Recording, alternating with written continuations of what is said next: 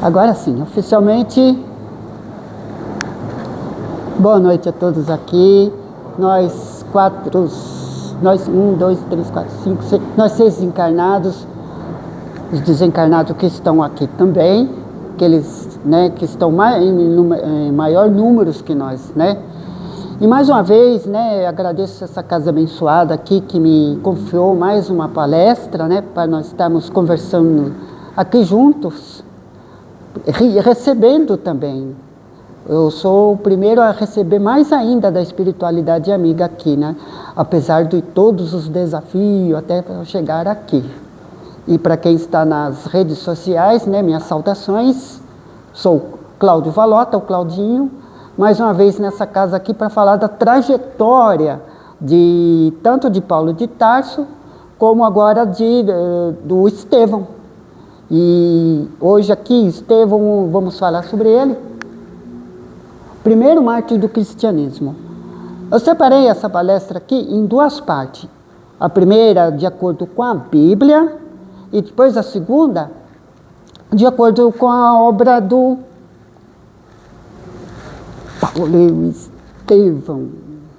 Paulo Estevão, né?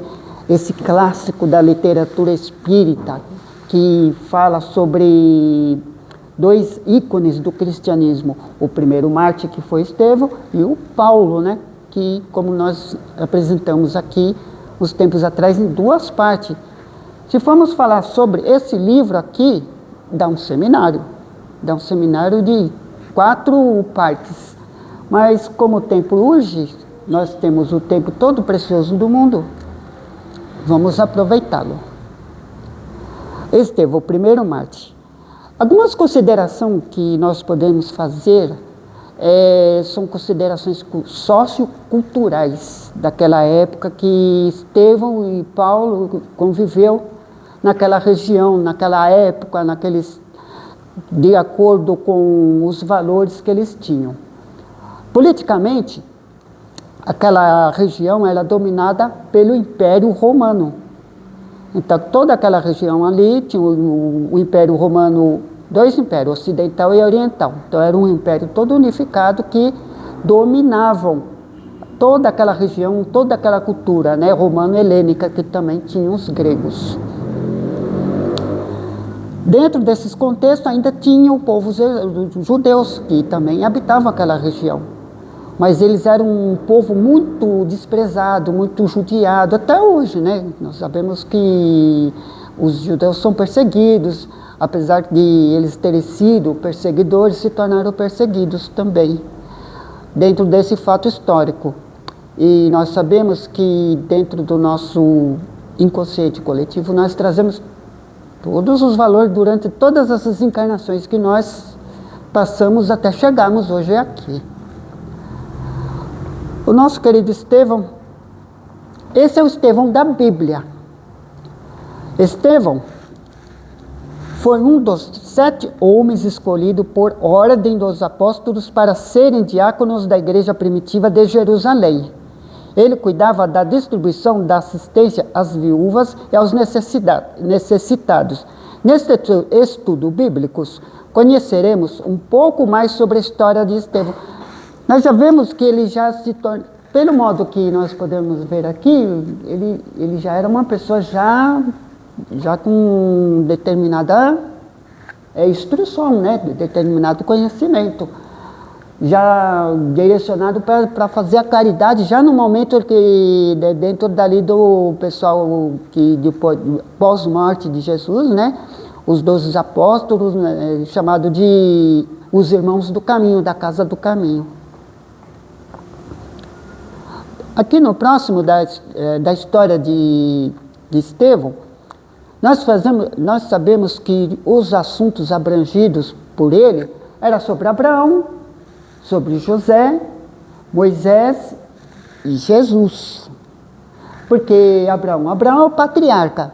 Nossas religiões é de origem abraâmica, né? O judaísmo, o cristianismo, o islamismo são de origens abraâmica. Por quê? Tem a mesma fonte. José, que levou os judeus para o Egito. né, que adentraram foram para o Egito, né, se situar lá para montar comércio e tudo. Aí depois eles foram escravizados, passaram um tempo de escravizado, e Moisés libertou eles do cativeiro, passaram 40 anos lá no deserto, né, guardando as proporções, porque o calendário daquela época era diferente do de hoje. E Jesus, né, que dentro desse quadrinho ali estão até já tem duas revelações, Moisés e Jesus. E nós somos a terceira revelação, que é a doutrina espírita. Me desculpa um pouquinho o excesso de texto, né, porque a gente trabalha muito com texto também, com muita literatura, né. Eu chamo isso de o resumo do resumo do resumo do resumo. É o que dá aí, porque Paulo Estevão, já vê que é um livro de mais de 400 páginas. Aqui, para nós sabermos um pouquinho sobre Estevão, era um membro da igreja de Jerusalém, né, repetindo um pouquinho, aparece na narrativa bíblica, no livro de Atos dos Apóstolos. Aqui nós estamos falando da Bíblia ainda, né? O nome Estevão, olha que interessante, pessoal. O nome Estevão significa coroa. Ele tinha, esses judeus que viviam ali, eles usavam o nome grego. Então, do grego, Stefanos, inclusive o nome Stephanie vem oriundo desse nome. Olha que interessante, gente. Não se sabe exatamente, pela Bíblia, não se sabe exatamente a origem de Estevão, diferente do que Emmanuel fala. Alguns acreditam que ele era um judeu helenista. Helenista quer dizer grego. Ou seja, um judeu da dispersão que cresceu fora da Palestina e falava grego. Seu nome judaico era o Gesiel. Gesiel, irmão de Abigail, né? E o seu pai era, essa palavra aqui, Jochedeb. Mas isso aí, gente, fazendo a transliteração do hebreu para a letra latina, mas a pronúncia será Yochebed. Por quê? Por que o CH tem um som de R? Por causa da transliteração que eles fazem. Então, o J funciona como I, né? Re, um R assim meio abafado, e Deb, que era o nome do pai do Estevão e de Abigail. Curioso que eu notei aqui que eles não falam da mãe. Eu acredito que Yochebed era viúvo, que achei estranho. Nem aqui no Paulo Estevão eles falam da mãe de Estevão e nem da Abigail, né? Porque por causa do patriarcalismo, machismo que existia na sociedade judaica, que existe até hoje, né? Mulheres e crianças não era considerada. Absurdo, né, para nós hoje em dia, né?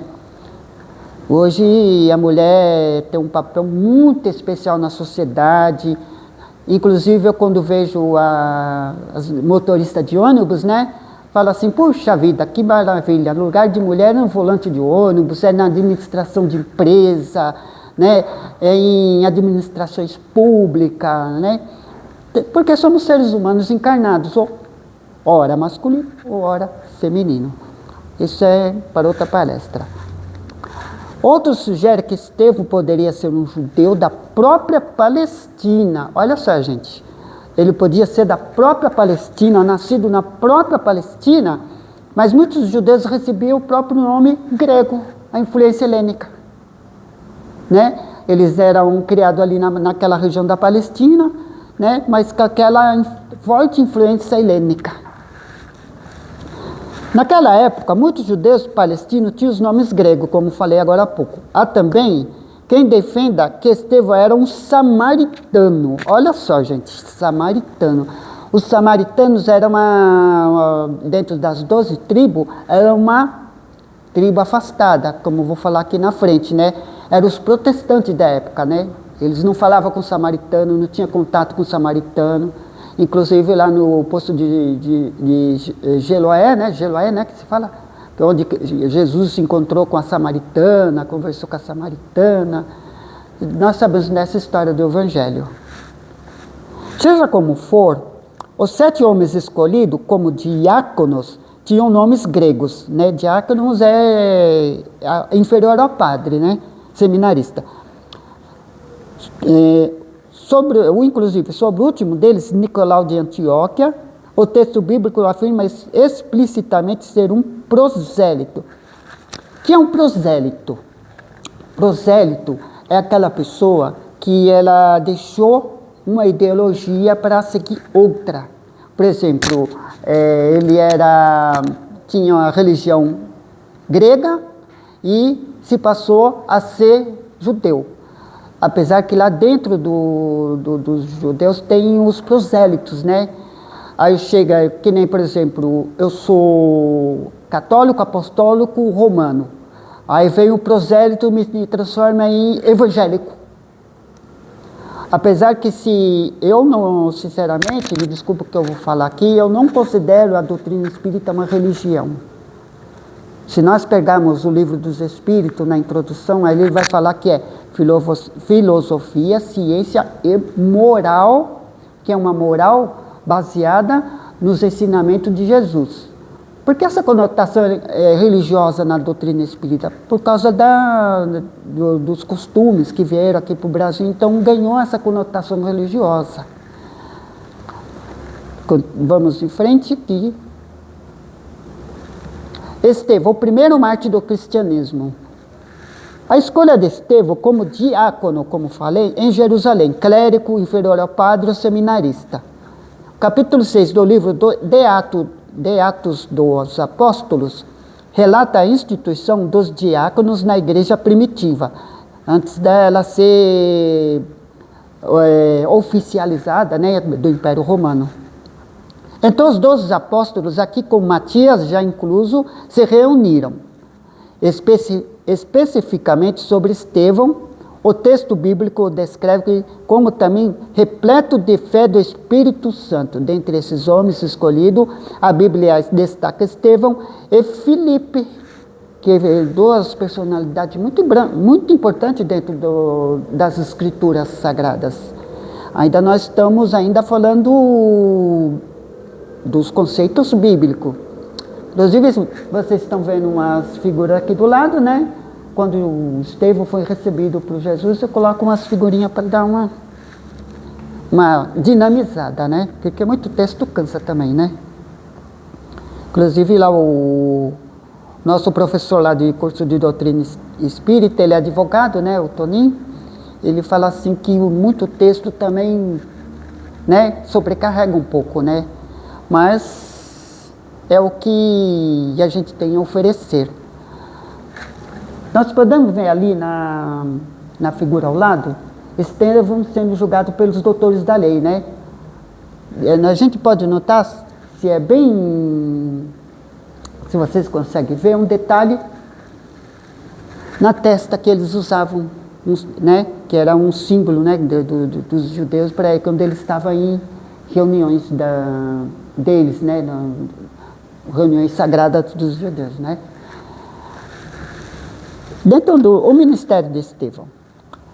O ministério de Estevão foi muito além da diaconia das mesas. Além de cumprir suas responsabilidades perante a igreja primitiva, Estevão se empenhou em proclamar o evangelho, ficando marcado na história da igreja.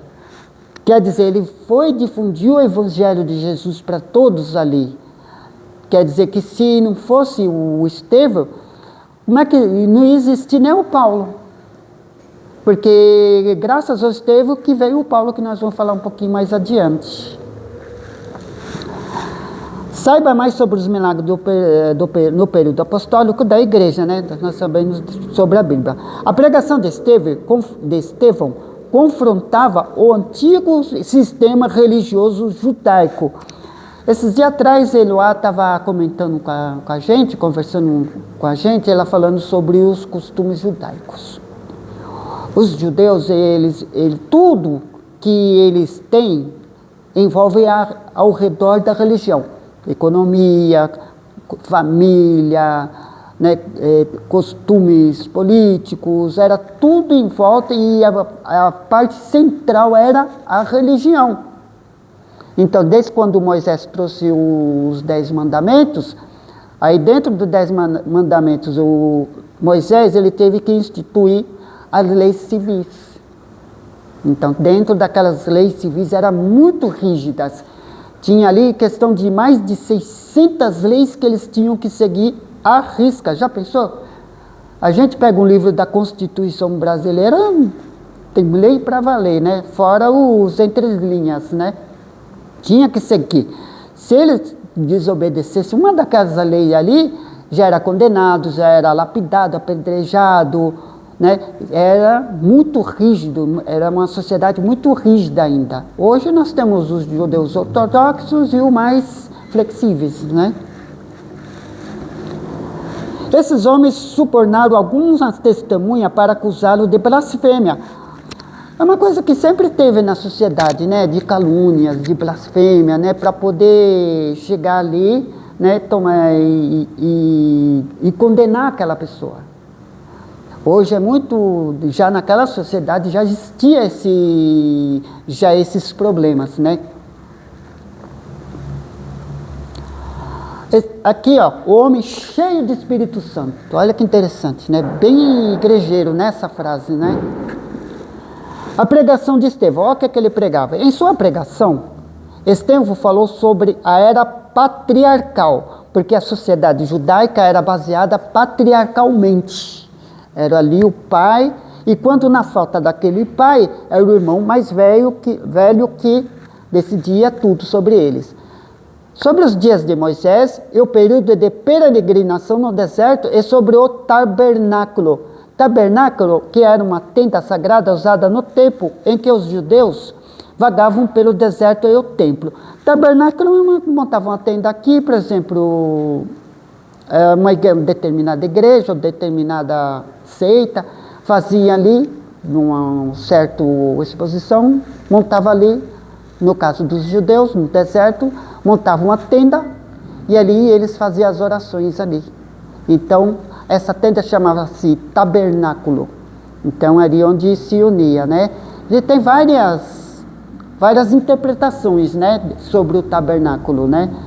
Hoje a gente se baseia mais dentro do nosso tema, que é do Estevão. Estevão falou sobre a chamada de Abraão e explicou como o patriarca demonstrou fé e obediências nas promessas do Senhor. Estevão entendeu que Moisés foi um predecessor do próprio Cristo. Olha só, predecessor do próprio Cristo. Realmente, a primeira revelação e Jesus a segunda. Do próprio Cristo. E a rejeição sofrida por ele foi uma rejeição ao próprio Deus. Atos capítulo 7, versículo 17 a 43, da Bíblia. Por fim, Estevão, usando metáforas como base no Antigo Testamento, denunciou a rebeldia espiritual daquele povo. Era cultural do povo, né? Até hoje, né? Nós sabemos que certas pessoas têm certa rebeldia espirituais. Então nós espíritas, né? Vou dizer que o Claudinho aqui é santinho, que Claudinho protestou tanto dentro daquele centro de Guarulhos lá, que, nossa senhora, depois pedia orientação para os guias espirituais, esclarecer, eles vão, não, vai ali, pega o 732, desce lá em São Miguel, que já vem outro, já chega lá, harmonizado com a casa, aí você já chega, né? Tem muito que aprender ainda, gente, muito. Então, estou a caminho, né? Estamos a caminho. Não é à toa que eu já estou aqui na doutrina espírita. Chegando em frente. Agora nós vamos chegar ainda na Bíblia, tá? O martírio de Estevão. Ao ouvir essa grave acusação feita por Estevão, aqueles homens ficaram completamente enfurecidos. Aquele pessoal do Sinédrio, né? Olha o que o Estevão falou. Eis que vejo os céus abertos e o Filho do Homem em pé à destra de Deus. Atos, capítulo 7, versículo 56. O Filho do Homem é Jesus. Então aqueles homens agarram Estevão, o levaram para fora da cidade e o apedrejaram. Era o chamada lapidação.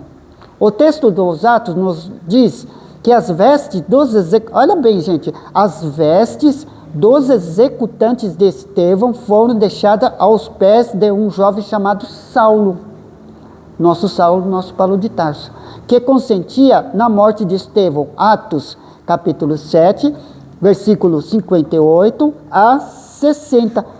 Porque esse era um comprovante que, quando na época eles lapidavam uma pessoa que eles condenavam pelo sinédrio, aquelas pessoas que lapidavam, que apedrejavam os condenados na época, pegavam as vestes deles para comprovar que eram eles.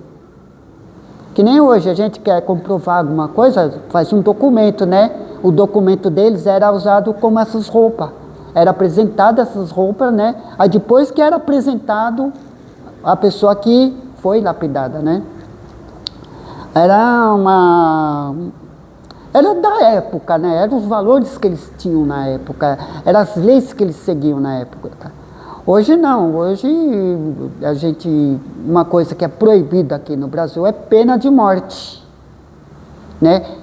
Que é um assunto controverso também falar sobre morte, né? E a pena de morte é um assunto muito longo a ser debatidos, né? Tem certos países, né, orientais que têm a pena de morte. No próprio Estados Unidos tem os estados que têm a pena de morte. Esse é um outro caso. Seguindo na frente, o primeiro mártir dos cristãos, o exemplo de Estevão. Olha o exemplo que Estevão deu naquela época. Estevão aparece muito rapidamente na narrativa bíblica. Não sabemos nenhuma informação biográfica sobre ele, ou qualquer outro detalhe que faz com que seja possível conhecermos um pouco melhor da sua origem. Mas aqui, Emmanuel trouxe algumas informações sobre ele aqui no livro Paulo Estevão, que nós podemos estudar. Um livro de estudo muito importante, né, para sabermos das raízes do cristianismo. Também da mesma forma como Jesus orou no momento da crucificação,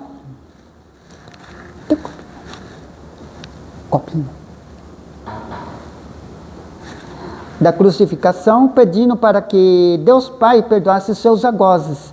Estevão também o fez. Ele orou dizendo: Senhor, não lhes impuste esse pecado. Atos capítulo 7, versículo 60. Saiba mais sobre as frases de Jesus na cruz. Essa foi uma clara declaração sobre a divindade de Cristo. Então, quer dizer que Estevão, ele testemunhou Jesus muito abertamente. Mesmo sendo sendo contradizido pelo Sinédrio, mesmo o Sinédrio sendo contra ele.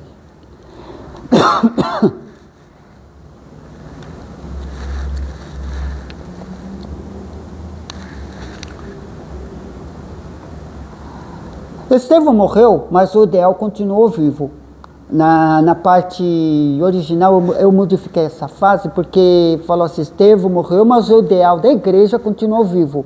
Mas como eu mudei para dar um contexto melhor de espírita, né? Porque o espiritismo não é igreja.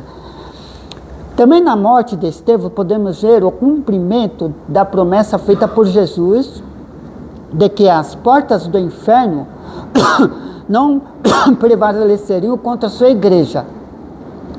A palavra inferno foi utilizada para traduzir o original grego Hades, que nesse caso significa morte. Se nós pegarmos o livro Céu e Inferno, lá ele traz todos os conceitos que traz ali, principalmente o livro da editora Mundo Maior, traz uma parte que o Severino ele fala, ele tem interpretando as escrituras da Bíblia, que esse professor José Severino da Silva, ele é um estudioso, ele aprendeu hebraico, então ele fala sobre as interpretações traduzidas direto do hebraico. Que nós sabemos que, apesar que o Hades é uma palavra grega. Hades quer dizer morte. Olha a morte aí de novo, né? Então, um capítulo depois,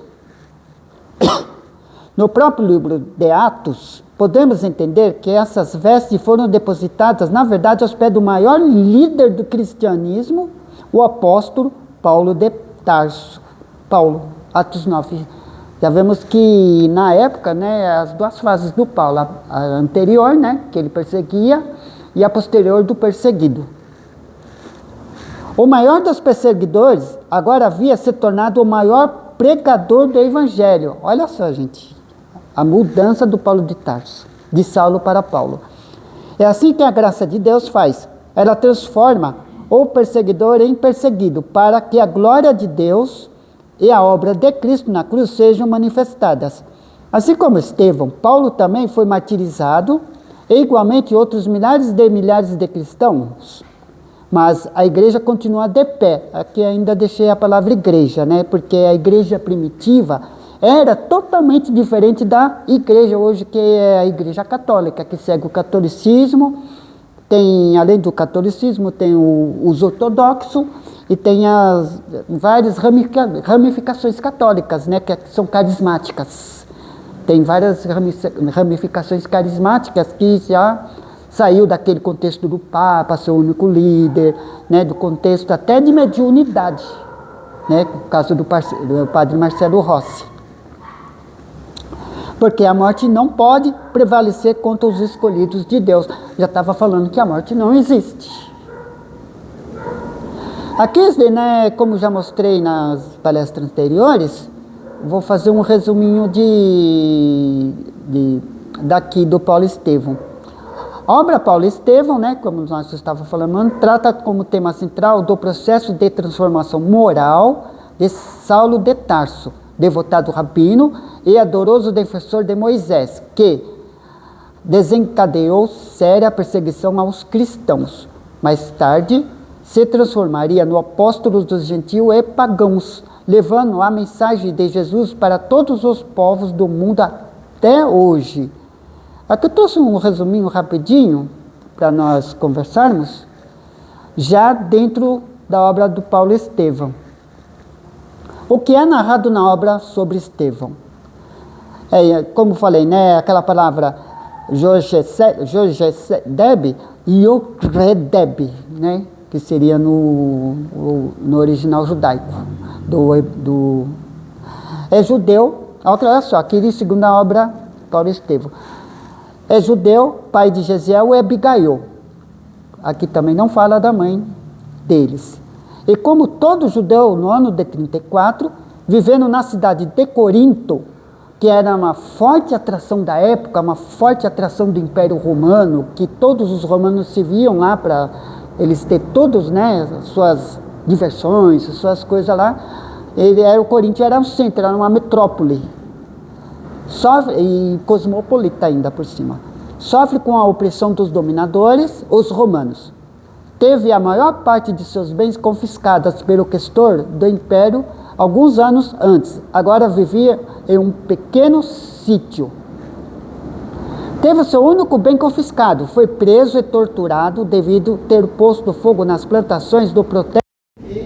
Revolta sendo torturado e os filhos escravizados. Dentro...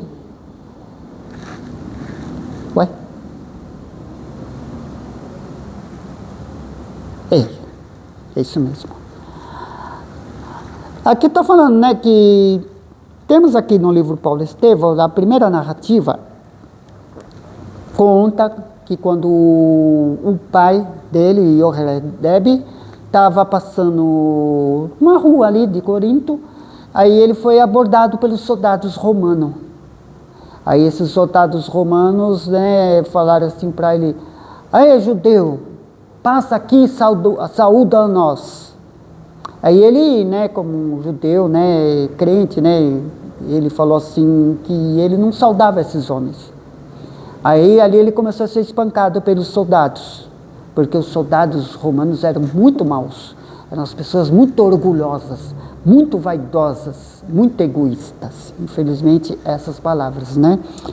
E dentro desse contexto dessa história aqui, aí ele chegou em casa, estava lá Gesiel e Abigail, e viram o que aconteceu com o pai deles.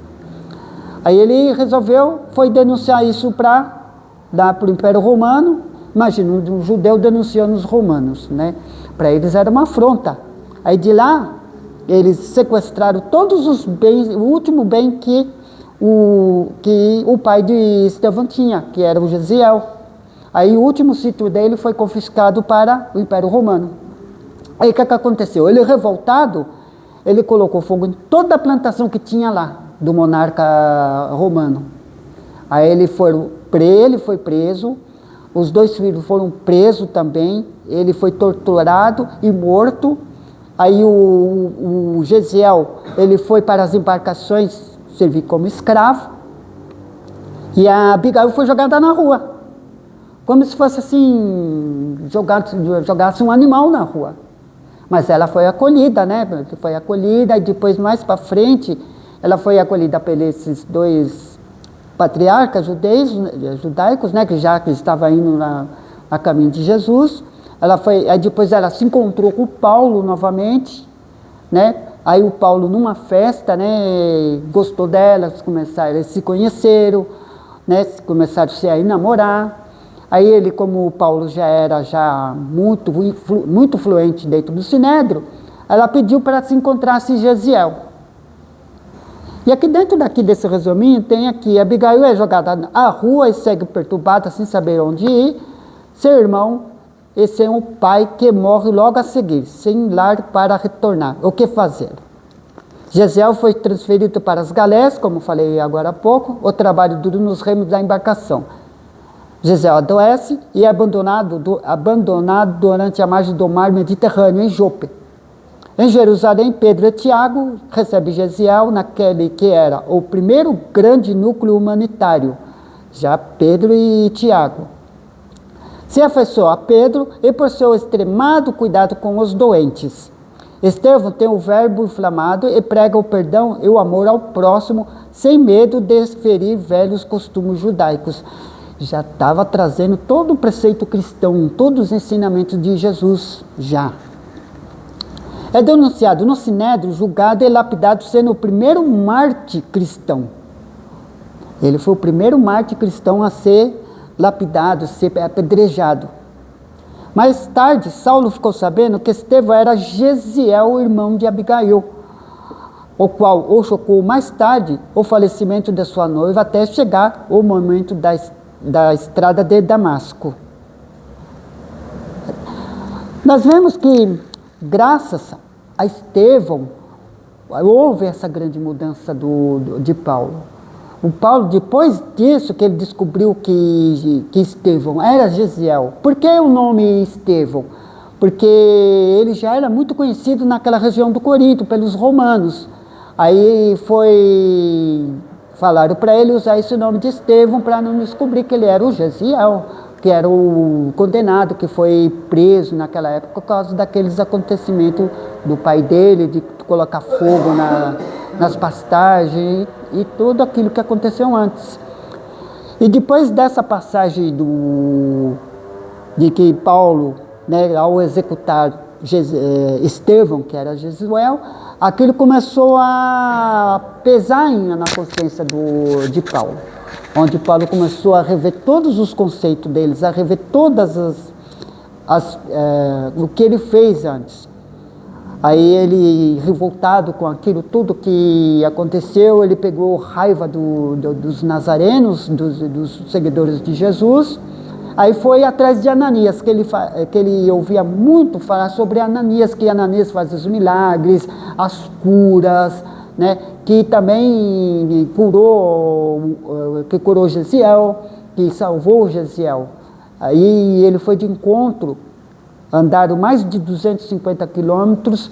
Nós sabemos que o deserto lá, durante o dia, as temperaturas variam entre 40, 50 graus, dependendo da época do ano.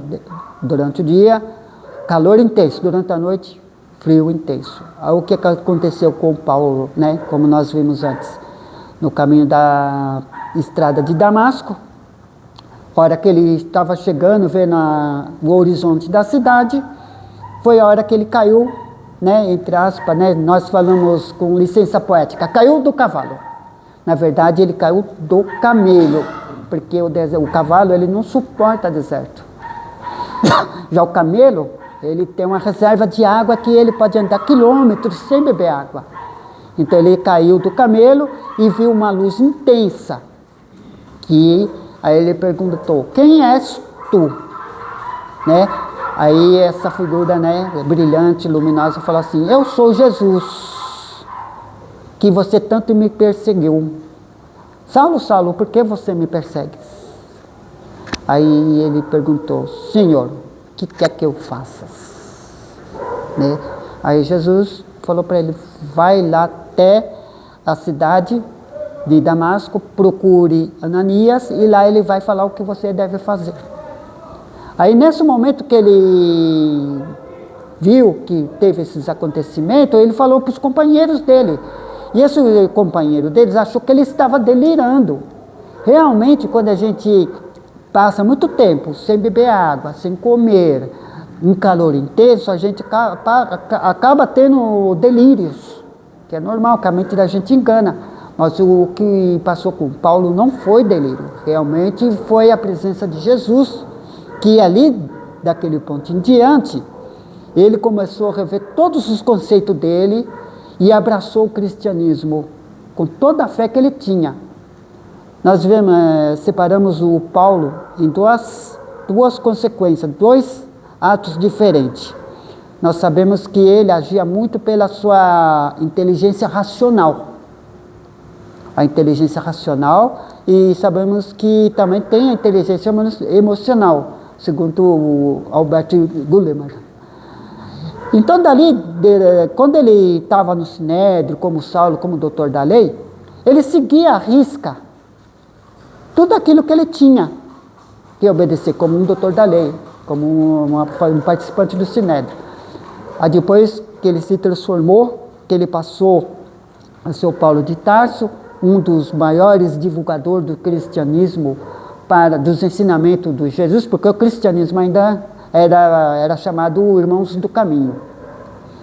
Aí depois que surgiu a palavra, aí Lucas colocou a palavra os cristãos, a alusão aos romanos, porque tinha os romanos, né? E ele chamou os soldados de Cristo de cristãos. Aí depois a palavra catolicismo, que é o universal, veio depois de Constantino. E dentro desse contexto, aí ele aflorou dele a inteligência emocional. Aí ele, divulgando, foi para os gentios, para os pagãos. Porque se Paulo ficasse só ali dentro dali do contexto judaico, o cristianismo não ia passar de uma mera seita judaica. Já quem recebeu muito bem os ensinamentos de Jesus foram os gregos. Os gregos receberam todo, principalmente quando Paulo foi fazer uma palestra no Areópago, que é um lugar lá de Atenas, né, chamado Areópago, que fazia os discursos, os filósofos iam lá, Sócrates foi lá, fez seus discursos lá, suas palestras. Então Paulo chegou lá também. E esses gregos, eles ficaram muito impressionados com o que o Paulo falava sobre Jesus. Então a maioria dos gregos se encontraram com os ensinamentos de Jesus. Absorveram esse ensinamento. Inclusive, a primeira tradução das escrituras de Jesus, das escrituras sagradas, da Bíblia, do Evangelho, foi grega, chamada Septuaginta. Aí, o que aconteceu dali da tradução, que era em hebreu, para o grego? Eles teve que fazer várias adaptações. Já no grego já teve várias adaptações de acordo com o costume grego. Aí depois as adaptações de acordo com o costume romano, adaptações das festas pagãs dentro do cristianismo, porque os cristãos eles não veneravam imagens, não existia idolatria nos cristãos antigos. Hoje nós entramos, né, com devido respeito à Igreja Católica, que eu sou de origem católica, nós vemos várias imagens dentro dali.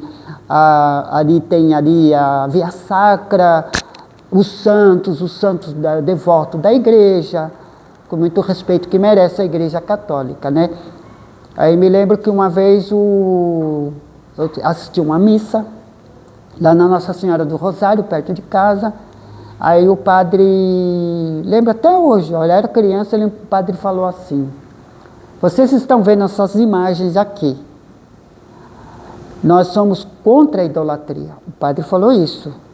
Nós somos contra a idolatria, então essas imagens são ícones, são uma representação.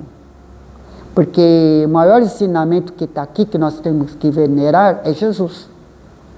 O maior de todos.